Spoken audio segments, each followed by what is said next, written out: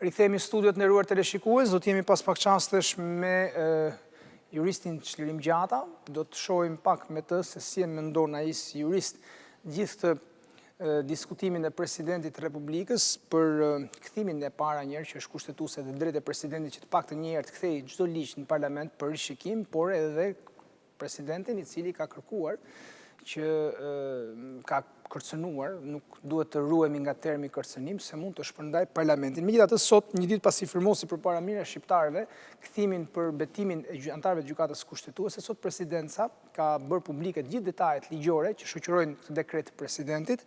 Sipas Presidentit, ndryshimet ligjore në lidhje me betimin e anëtarëve të gjykatës kushtetuese shkelin Kushtetutën dhe parimet themelore të Shtetit Demokratik, ndaj Presidenti bën thirrje mazhorancës të reflektojë.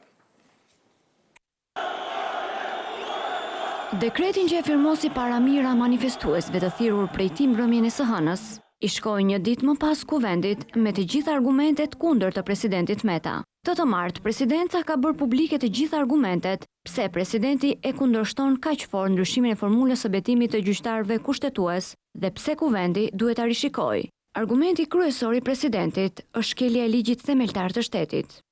Shkel në mënyrë të drejtë për drejtë Kushtetutën e Republikës së Shqipërisë, parime themelore mbi të cilat është ngritur shteti ynë demokratik dhe cënon në mënyrë flagrante kompetencat e Presidentit të Republikës. Heqja e ekskluzivitetit për të zhvilluar ceremoninë e betimit të gjyqtarëve kushtetues, kreu i shtetit e sheh si tentativën e radhës nga ana e qeverisë së Edi Ramës për të uzurpuar çdo pushtet në Shqipëri e për të krijuar paprekshmëri të saj për shkeljet që ka bërë.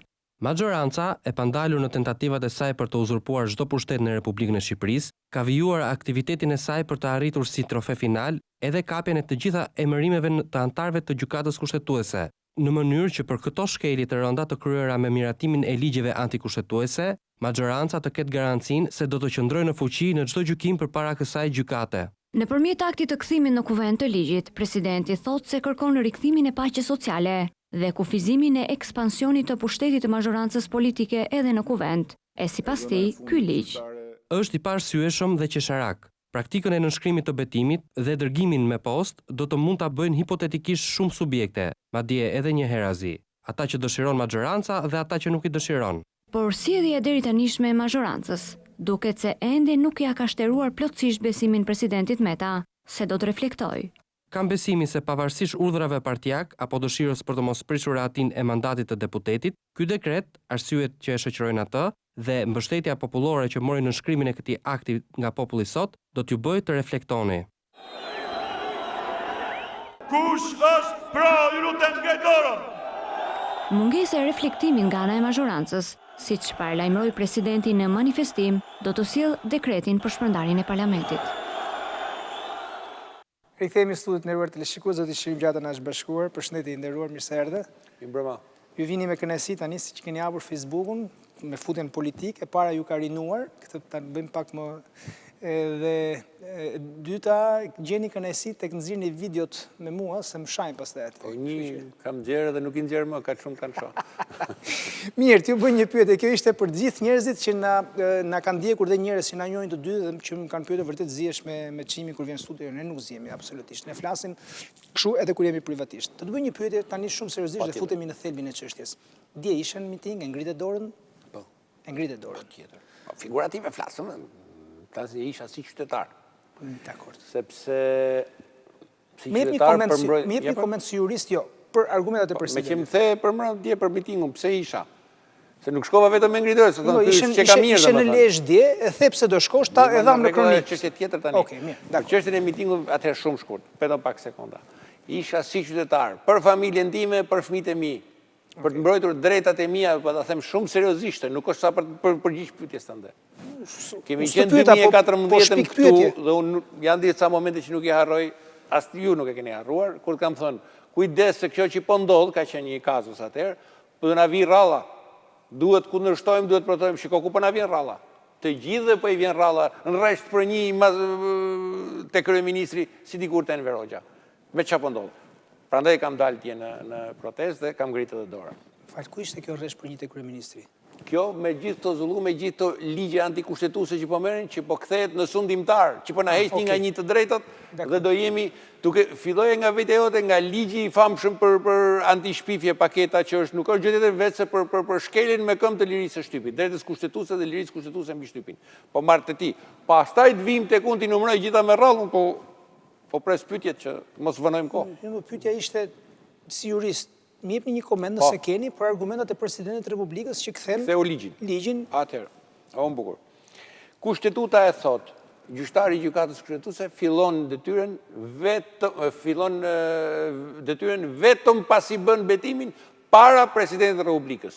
E thot kushtetuta? E thot kushtetuta. Kjo është taksative. Pra, vetëm pasi bën betimin ku? Para kërkun tjetër. Pra, e ka përjashtuar të gjithë rastet e tjera. Ta sqaroj. Pra, këta bën metodologjikisht një gabim, duhet kishin ndryshuar kushtetutën dhe jo ligjin për gjykatën kushtetuese? Patjetër. Po pse nuk e ndryshuan kushtetutën për çështjen e votash? Atëherë ja ta shpjegoj.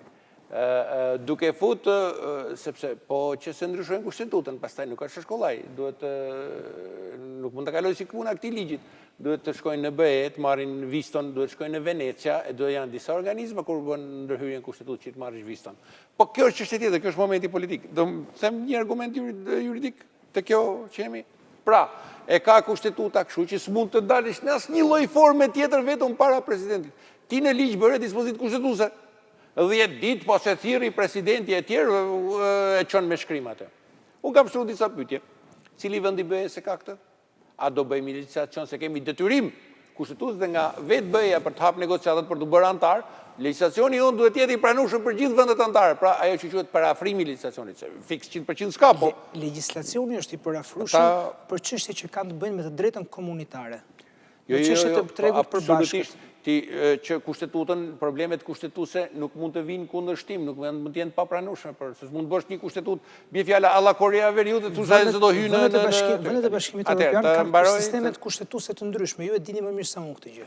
Po mor zotëri, po është check and balance që i mban, nuk është çështja sistemi politik, se ka atje republika parlamentare, gjysmë presidenciale, monarki kushtetuese, po ka check and balance që e mban demokracinë. Nuk ka drejtë që mund ta zgjedhësh si duar sistemin, cili është më i përshtatshëm, por ka check and balance, ty kjo të ka rënë. Nuk ndodh në vendet e BE-s të ndërmerren ligje të tilla. Nga kryeministri, se i teket apo presidenti, apo mbreti, apo ku të duar. Ka pasur ligje të kontestueshme në Hungari, ka pasur ligje të kontestueshme në Poloni. Po kishte gjykatë kushtetuese, ka institucione kontrolluese atje. Tani, nëse do mlejosh të jap argumentet, thash, cili vend i BE-s me ku e kanë marrë, pse vazhdojmë bëjmë eksperimentime? Reformën drejtësi që e bën Shqipëri, kur erdhi problemi, qoftë Maqedoni, qoftë Malzi, qoftë Bullgari, nuk pranoi BE-ja ta bëjë. Sidomos për Maqedoninë ishte shumë konkrete në asnjë mënyrë, se dështuam Shqipëri. Po çka këtu laboratori ka vjet. Tani pse eksperimentojmë me këto nene që nuk janë kërkuar, janë shpikje të reja, nuk i ka bërë kurrë kërkush. Dhe unë po them për te, në cilin vend demokratik të hemisferës veriut ndodh që të ndërmerret ky ligj kështu, që bëhet ajo është me shkrim qofse të thretaj për 10 ditë. Tjetër, nuk kam ngritur edhe i problem, cili jurist konstitucionalist shqiptar e ka mbrojtë të ligj. Me gjeni një emër, që ka dalë në televizion dhe ka dalë e ka mbrojtë. Jurist nga pikpamja kushtetuese. Kryetari i grupit parlamentar, Partisë Socialiste, kryeministri, po tjetër, deputet e Partisë Socialiste. Ministrat, cili jurist nga ata që kanë bërë reformën drejtësi, merre gjithë listën, ngjej një që ka dalë ta ketë mbrojtë të ligj. Dorni Fatmir Xhafaj juve. Ora, ajo është i Partisë Socialiste, unë po them një nga këto ekspertet e pavarur, që bën reformën drejtësi. Unë nuk besoj shumë te kjo pavarësia, por që bën reformën drejtësi. Porta, ti të kishte dalë, ta kishte mbrojtë këtë ligj që bëri tani për çështjen e betimit me shkrim. Asnjë. Pakten me sa e njoh unë, dhe nuk i njoh pak, nuk mund të hyjnë deri në këto nivele. Prandaj i nderuar Gjafo, por ky ligj u bë i tillë që t'ia marrë se ka një gjë. Presidenti vepron me kthimin mbrapsht, si rasti i ligjit që e kthen mbrapsht me dekretimin, me miratimin e ligjit, ose me heshtje. Kaloi 20 ditë për shembull, nuk u prej fare. Por heshtja duhet të trumbetohet, duhet të deklarohet, që presidenti thotë, ore, nuk e ashtu, kalon afati. Ti thua për 30 ditë, Por që se nuk presidenti nuk shprehet për asnjë nga 3 kandidaturat për antar gjykatës shkruese, i pari automatikisht zgjidhet antari i gjykatës shkruese. Kush i numëron këto 30 ditë? Kur fillon të numërohet ky, apo shkoj prapë te dvorani i merr një dokument me datën kaq çova, thot presidenti, s'ma ke sjell me ky datë siç ndodhi. Unë ta kam sjell, e quj unë, thot qeveria me ministrin e drejtësisë, e botoj Endri Gjafën ose Çlirim Gjatën, këtë dua unë fletore zyrtare, i kaloj presidentit, mirupafshim. Po pse kështu mund sillesh? Pra dhe nëse presidenti zgjedh heshtjen, të kaloj 30 ditë se i thot 3 emra që më ke sjellë, asnjëri nuk bën për mua, nuk pranoj asnjërin, do shkoj i pari i listës. Po ama deklarohet, këta se kanë idenë, lera jo ministra e drejtësisë njerë, se qa është heshtja kushtetuese, që është veprimër se barazohet, nuk është bën kot ajo heshtja aty.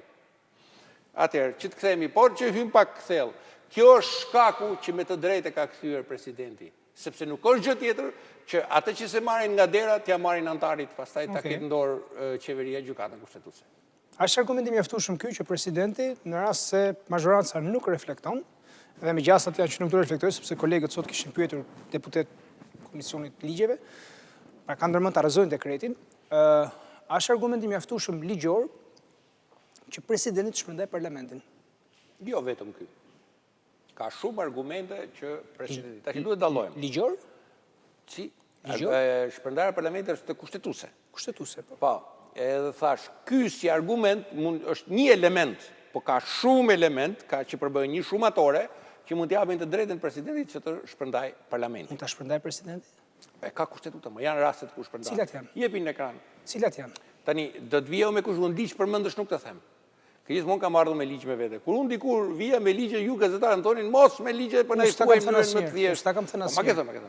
Tash nxjerrin në ekran 3 rastet e shpërndarjes së parlamentit. Nderuar teleshikues, do të ndjekim pak parashikimet kushtetuese për shpërndarjen e parlamentit, kujtoj që edhe kthehemi për bisedë. Presidenti ka paralajmëruar shpërndarjen e parlamentit në rast se mazhoranca, ligji themeltar i shtetit parashikon 3 raste, materialin vim në një me këto 3 raste. Edhe një është dispozita. E ndjekim deri kthehemi në bisedën në studio. Po, ta komentojmë ndër. Kush është pra, ju lutem ngej dorën. Deklarimi i presidentit Çlirim Gjata para mira mbështetësve të tij për shpërndarjen e parlamentit nuk ishte i papritur dhe as opsioni i padëgjuar më parë. Në fakt, ideja është artikuluar që në momentin që Kuvendi i Shqipërisë nga 140 deputet që duhet të ketë, mbeti me 122 të tillë.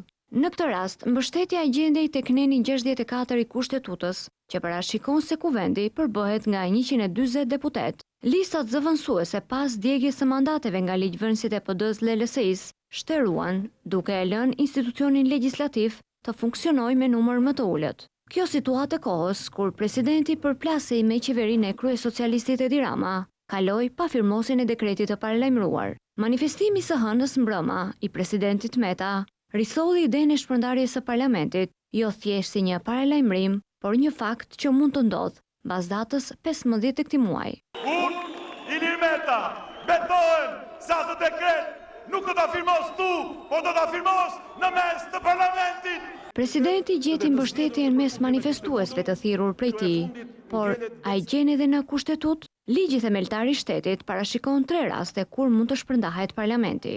Njëri prej tyre është në pikën 5 të nenit 87, që parashikon procedurën e zgjedhjes së presidentit. Kjo pikë parashikon që në rast se edhe pas votimit të 5, asnjë kandidat nuk siguron shumicën e kërkuar, ose kur pas votimit të 4, pa sukses, nuk paraqitet asnjë kandidaturë e re, Kuvendi shpërndahet, zgjedhjet e reja zhvillohen brenda 45 ditëve nga shpërndarja e tij. Parashikimi i dytë është në neni 96 të pikës 4 dhe tregon si veprohet në rast se vendi kryeministrit mbetet vakant dhe procedura i ndiqet prej presidentit. Kur Kuvendi nuk arrin të zgjedhë kryeministrin e ri, presidenti i Republikës shpërndan Kuvendin. Dhe rasti i tretë dhe i fundit është në nenin 104. Në këtë rast duhet që kryeministri t'i propozoj presidentit shpërndarjen e parlamentit. Kryeministri ka të drejtë i paraqes Kuvendit mocion besimi ndaj Këshillit të Ministrave, në rast se mocioni i besimit votohet nga më pak se gjysma e gjithë anëtarëve të Kuvendit. Kryeministri brenda 48 orëve nga votimi i mocionit i kërkon presidentit të Republikës shpërndarjen e Kuvendit. Këto nene në leximin e drejt për drejt të tyre nuk parashikojnë kushtet mbi bazën e të cilëve Meta ka paralajmëruar shpërndarjen e parlamentit. Kryetari i shtetit e mbështeti paralajmërimin e tij në kushtet që mazhoranca ia hoqi të drejtën si autoriteti vetëm, para të cilit gjyqtarët kushtetues betohen para se ata të marrin detyrën. Rikthehemi në studio me Çlirim Gjatën. Atëherë me që deshet ku parashikimet kushtetuese ju janë Unë nxorë. i di më burr, por ç'është ka një gjë. Unë nuk them nenën përmendësh, do ta kisha marrë kushtetutën sot, po ja ku e kemi sot, teknologjia i rregullon këto. Atëherë, e para ju nxorët nenin 64, që parlamenti përbëhet nga 140 deputet. Po. Sa kemi sot? 120. 120, ëh? 122, diçka e tillë. Ka rëndësi, 140 nuk janë. Nuk janë 140. Pra, a mund të funksionojë një parlament kur kushtetuta thot 140 dhe ai vazhdon me 120 deputet? Po nëse mund të bëhet edhe 170. Po. Ëh? Kundërshtimi. Pse me 120 që ka i rregull dhe 170 jo? Dakor? Këshirë ditë numër, por kushtetuta ka thënë taksative, 140, asnjë më shumë, asnjë më pak. A kemi parlament në këtë moment? A jemi një antikushtetueshmëri? Një kjo. E dyta, a kemi gjykatë kushtetuese ku të qahemi? Jo. Funksionale? Jo. Duhet dim një gjë. Parimisht, si materie, parlamenti shpërndahet nga Presidenti i Republikës. Parimisht. Pavarësisht se kushtetuta pastaj, edhe me ndryshimin e 2000-s, ka thënë 1, 2, 3 raste teknike. Por janë në raste normale, ku zhvillohet një politik normale, ku kërkohet një mocion për kryeministrin dhe sillet emri kryeministit i ri dhe nuk arrin, nuk zgjidhet presidenti. Pra këto janë politikë, por parlamenti kur bën politikë, e Republikë Parlamentare, nuk arrin të bëjë politikën e duhur që ta kthejë në politikë institucionale, atëherë shpërndahet, zgjedhja politike shkohet në zgjedhje. A jemi sot në kushtet, e ka parashiku kund kushtetuta se qa bëhet me 120 deputet, e se qëfar ndodh, e sa kushtetuese janë atë gjithë ato ligje që miratojnë të 120 deputet, pa qenë 120 tjetër punë, sa shkojnë e votojnë aty në sallë. Ka një gjë. Nuk ka një përcaktim që në rast se parlamenti nuk i ka 140 deputet, presidenti mund të shpërndajë. Nuk është e shkruar. Nuk është kjo. Por është rast sui generis pra që llojit hera parë që ndodh. Gjithmonë ka një rast, pra ne them ku ka kriza të rënda politike, zgjidhjet janë politike. Do me thënë, një sekund tani, jo, pyetjen do ta bëj. Po prit pra ta mbaroj më burr. Një sekund, mbaro çfarë dush do të letë gjithkohon. Shkarkimi, shpërndarja e parlamentit do të ishte politike, veprim politik, këtë po më thua nga presidenti, jo ligjor, jo kushtetues. O zotri, i minut, nuk kam dalë aty. Unë po të them, kur ka kriza politike, zgjidhjet duhet të jenë politike. Cilat janë zgjidhjet politike? Një kompromis, shkojmë zgjedhjet parakoshme. Normale. Me Edi Ramën s'ka gjëra të tilla, për shembull Fatësanën ka pasur. Mirë, më ashtu, ka pasur zgjidhje politike, ka ditur t'i bëj. Ky është gati t'i çojë njerëzit në humner të bëj hatan e këtij vendi, nuk pranon zgjidhje politike. Tani çështja është, ndryshe do ishim, bie fjala, do shkonim gjykatë kushtetuese. A mund vazhdoj ky parlament me 120 deputet? Po mirë. Mirë se do e kishte zgjidhur. Po prit pra, të bëj një pyetje pra se ti po shtron një pyetje retorike, unë s'mund ta. Po nuk mund ta lë pyetje retorike se je jurist dhe të kam thirrur si jurist dhe politikan njëkohësisht. Sa është minimumi i nevojshëm për të mbledh parlamentin? Jo, më nuk ka të bëjë me ato, më duhet të ketë 140 deputet të betuar. Pastaj se sa ka funksionon seanca, korumi është çështje tjetër. Është funksionar, mirë, dakor. O zotëri, është dispozita taksative. Parlamenti përbëhet nga 140, përjashtojnë gjitha tjera. Jam shumë dakord. Pyetje, a funksionon parlamenti dhe me 140 vet? Quorumi i nevojshëm duhet të jetë 71. Duhet të jetë 71. Është quorumi kushtetues për 94. Jo, për 71 raport me këmbë, o zotëri. 71 raport me 140-ën. Nuk është 71 raport me 120-ën. Po mirë, në qofë se dalet tani, në qofë se shkojnë vetëm 61 deputet në 120 që kemi, a është korumi, a funksionon? Jo, nuk është korumi. Po është, po ta marim që, po pse ke 120 atër? Pse s'do ta marrish raport me 120? Ku i ke edhe 20 të tjerë? Pa në lërë nuk është çështje matematikore kjo. Kushtetuta ka thënë vetëm kaq përjashtojnë gjitha të tjera. Dhe je në një situatë që ti s'ke ku ta gjesh. I nderuar gjafë. Presidenti tani po dalun. Po ka përcej pak, po dalin pozitat e presidentit. Dhe po them. Kryeministri miraton një ligj, një akt normativ KQK thot. Po vjen kundërshtim me kushtetutën, më se s'mund ke ka përcjell gjykata dhe ke marr spakun e ke vënë varësit ministrit brendshëm. Kështu e interpretoj unë, thot kushtetuton. Shko në gjykatë, shko zgjidhen gjykatë kushtetuese. Çka kena mi thënë? Kryeministri bën një ligj për shtypin e atë drejtën e shkeljen e lirisë kushtetuese të shtypit. Kryeministri bën një ligj që policia të përgjojë pa urdhër prokurori. Është kundërshtim me kodin. Bën një ligj, po më të ndihmoj, bën një ligj special për teatrin, po të çoj unë te mundiri. Të gjitha, jo më jo të gjitha se kisha ato më jo. Së mirë që më kujtove. Po mirë, po. Kryeministri ndërhyn zotëri dhe thot, po mor thot, hajde ta ndajmë Kosovën toka trojet shqiptare. Hajde antikombëtare si qeveri, totalisht, ta bëjmë këtë punë. Hajde thot të themi sikter Bashkimit Evropian, bëjmë i bashkim me Serbinë. i bëjmë gjitha, i bëjmë i urë Serbisë, kundërshtim me interesat kombëtare. Shumë larg po ne. Me atë dekretin që është ajo për detin, ku diun marrëveshjen e detit, gjitha po të marrim gjitha këto. Unë kështu thotë interpretoj kushtetutën. Shkoni gjeni, shkoni në gjykatë kushtetuese. Pra ky i paska këto të drejtat i bëj këto. Po presidenti nuk paska të drejtë, presidenti thotë, or zotëri, ke një parlament aty kushtetues dhe situata është sui generis e llojit veçantë pa ndodhur dhe nuk ka se mund ta parashikonte. Kur nuk ka kushtetues dhe ligj që parashikojnë gjithçka. S'është e pamundur, jeta që nuk sjell. Atëherë unë po jap një zgjidhje, po shpërndaj shkojmë në zgjedhje sepse pikërisht për shkak të atij parlamenti po ndodhin këto. Një minutë. Dhe unë kështu interpretoj kushtetutën, thotë presidenti. Shkon gjykatë kushtetuese gjeje. Dhe parlamentet interpretoni, thotë presidentit, nuk ta njoft dekretin. Mi më mirë, është histori tjetër më se qefi që bën njëri e tjetri. Unë po diskutojmë tani, jam pyetës jurist. Unë po të them se cili ka të drejtë ta interpretoj kushtetutën si di dhe si do ai. Për plasje interpretimeve shkojmë gjykatë kushtetuese. Tani, kryeministri ka drejtë të bëjë 1001 zullume dhe ne skemi ku shkojmë gjykatë kushtetuese. Unë pyeta si interpreton Çlirim Gjata, jo si interpreton Lirmeta. Dhe unë s'kam të drejtë të shkoj, unë nuk mund të shkoj dot gjykatë kushtetuese, ai më përgjon, ai më merr shtëpinë, ai më bën 1001 zezat, unë s'kam ku ankohem. Ndërsa presidenti thotë, nuk pas ka drejtë ta bëj këtë, e shpërndaj parlamentit, shkosët në gjykatë kushtetuese ankohu. Jemi përpara të njëjtave standarde. Se çdo thotë Ilir Meta se e di se çdo Ilir Meta. Më thuaj ç'thot Çlirim Gjata, konstitucionalisti Çlirim Gjata që para se të merre me politikë e merrin çdo sekond. Është, pa lihet tani biografinë time morale. Jo, absolutisht, po ke qenë Po një minutë. Kjo ishte kompliment, ë? Që ishte përgatishmërim. Çdo institucion ka të drejtë të bëjë interpretimin e kushtetutës si di ai. Për plasjet shkojnë gjykatë kushtetuese, e cila bën interpretimin përfundimtar. Këtë thoni ju tani. E thot kushtetuta më këtë. Mirë, dakor, po ju çfarë thoni? Po këtë më po të them edhe unë. Okej. Se cili e interpreton kushtetuesën si di ai.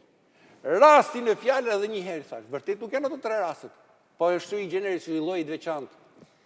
Ma jep një zgjidhje ti kur s'ka 140 deputet atëherë. Edhe një herë. Sa s'ke gjykatë kushtetuese. Çlirim Gjata. Prandaj, çfarë mendimi ka për këtë? Po këtë pra mendim po t'jap ta dhash mendimin. Që është rast sui generis dhe secili mund të bëjë interpretimin e vet të kushtetutës si di ai. Ju po tishit president ta shkarkoj. Një minutë më zotëri, nuk kam qenë dhe s'kam për të qenë herë, po më dëgjoj tani, po tisha, nuk si le të thotë tani, po tisha po tash. Unë po të bëj interpretimin e kushtetutës si di unë. Edhe një herë, çdo qytetar, deri te drejtuesi më i lartë institucioneve, ka të drejtë ta interpretojë kushtetutën si di ai. Për plasjet e interpretimeve shkohet në gjykatë kushtetuese që bën interpretimin përfundimtar. Tani, siç po bën kryeministri 1001 zullume, kundërshtim me kushtetutën dhe ne skemi ku të shkojmë, të njëjtën që ka drejtë bëjë edhe presidenti, ta shpërndaj, jo nuk është zullume. 1001 zullume, ta shpërndaj sepse po jep zgjidhje, shkojmë zgjedhje. S'ke gjykatë kushtetuese do shkosh në zgjedhje. S'ke gjykatë kushtetuese. Po t'ishte i mbyllur historia. Çfarë zgjidhin zgjedhjet në raport me gjykatën kushtetuese? O i dakë, pse ta lidh me pyetjen e parë, me temën e parë, me ligjin, pse po bëhet ai ligj? Për të kapur gjykatën kushtetuese, se këto do përplasen në gjykatë kushtetuese nesër. Kush nesër, o zotëri, është porta e fundit se kush do mbaj pushtetin e sundimtarit. Edi Rama do të mbaj pushtetin e sundimtarit. Ne po themi që ndrojmë pozitat e demokracisë.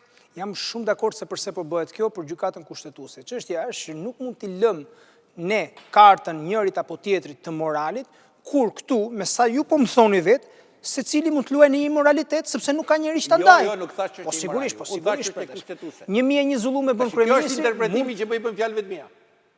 Po si pra, ajo thatë, a thatë 1001, nuk e përmendet fjalë. Po 1001 zullume bën kryeministri, mund të bëjë dhe presidenti një. Jo, nuk të thash që po bën zullum. Presidenti i përgjigjet kësaj situate me interpretimin e tij kushtetues. Ti si je dakord shkon gjykatë kushtetuese? Or zotri, ti bëre ligjin që policia të na përgjojë në shtëpi pa vendim gjykate, pa urdhë prokurorie. Polici lagjes. Me kupton e kalove për mbi gjykatat. Policin. Dhe unë s'kam ku ta ankohem, s'kam ku ta çoj këtë ligj. Dhe s'kam që i them policisë se thotë e kam me ligj. Dakord jemi? Pra s'kam ku të shkoj. Dhe prandaj e quaj zullum. Presidenti thotë, unë nuk po të çoj njeri të përgjoj, as po të marr pasurinë, as po bëj ligje, po çoj në zgjedhje të parakoshme, si zgjidhje politike pikërisht për të kaluar këtë situatë. Sepse e kemi 120, edhe një herë, ishte me 140 parlamenti, tjetër histori këtu. Edhe pa gjykatë kushtetuese. Po je në këtë lloj situate. Se nuk e ka parashikuar ndonjëherë kushtetuta, si do ta bësh, si do ta zgjidhësh? Sa s'ke gjykatë kushtetuese? Ai mund të veproj, kur të vi gjykata kushtetuese, zgjidheni atje. Domethënë ju thoni presidenti mund ta bëj? Po mund ta bëj. Atëherë po i pyes si politikan çfarë ndodh, sepse Parlamenti qartazi nga çfarë kanë thënë sot deputet nuk ta marrin parasysh këtë veprim. Atë nuk e di kur të vijë ajo ditë do flasim. Okej, kur të vijë ajo ditë. Qofse ndodh, mirë është që të bënim të marronim, binim dakord për reformën zgjedhore dhe të shkojmë zgjedhjet parakoshme si zgjidhje, se nuk duhet pa institucione më burr. Me këto forma tani. Çfarë zgjedhje parakoshme në raport me gjykatën kushtetuese do bëhet më shpejt gjykata kushtetuese po po Ajo është çështje tjetër. Po tani se ju Prandaj thonë pa kjo institucione duhet do nuk shkojmë shkohet kështu. Nuk shkohet kështu. Edi Rama nuk do që të krijoni institucionet. Ai tani me këto institucione që ka kapur, ose do kapi vetë gjykatën kushtetuese nëpërmjet varanit me shok, ose do bllokoj krijimin e gjykatës kushtetuese. Prandaj duhet të dhënë zgjidhje. Dakor. Një koment për çfarë është arritur sot në kryezën e reformës zgjedhore? Jeni është çështje financime, janë deklaratat. Janë deklaratat, ajo mund të them pikat kryesore, që ne kërkojmë që të objektet zgjedhore, ku votohet numërohet, të zbrazen nga të fortët, nga elementet kriminal, dhe të merren në dorë nga një polici e pavarur që kërkon një drejtim politik të pavarur, të asnjanës, një qeveri kujdestare që e kemi thënë. Pastaj janë këto të tjerat, është ajo futja teknologjisë, është financimi i partive. Jo, a ishte maksimumi që mund të merrnit, se që maksimumi. Maksimumi është problemi që çfarë hym të marrim më burr, se nuk është s'ka gjë më nda, nuk është problemi të hym një pazar. Ne po të ishte për të marrë, s'kishim ndjek mandatet, as nuk kishim hyrë 10 protesta. Po negociatësh edhe histori tani. Po mirë, më dakord. Janë adorrime të fortë, shkosh te qendra votimit do të thosh, po unë di njoftë, kjo kriminal, ç'pun ka ky te qendra votimit? Kështu do t'i bëj zgjedhjet. Mirë. Apo do hym si qytetar? Unë të falenderoj shumë që ishim bashkë. Për herë të parë mora një përgjigje jo ligjore. Thua ti? Them unë. Po jo, unë e quaj ligjore. Se cili e interpreton si doj tani. Se nuk kemi gjykat publik është gjykata kushtetuese që na vlerëson. I nderuar shumë faleminderit, e kam seriozisht. Nderuar teleshikues, falenderoj zotin Çlirim Gjata, konstitucionalist, sekretar për çështjet ligjore në Partinë Demokratike.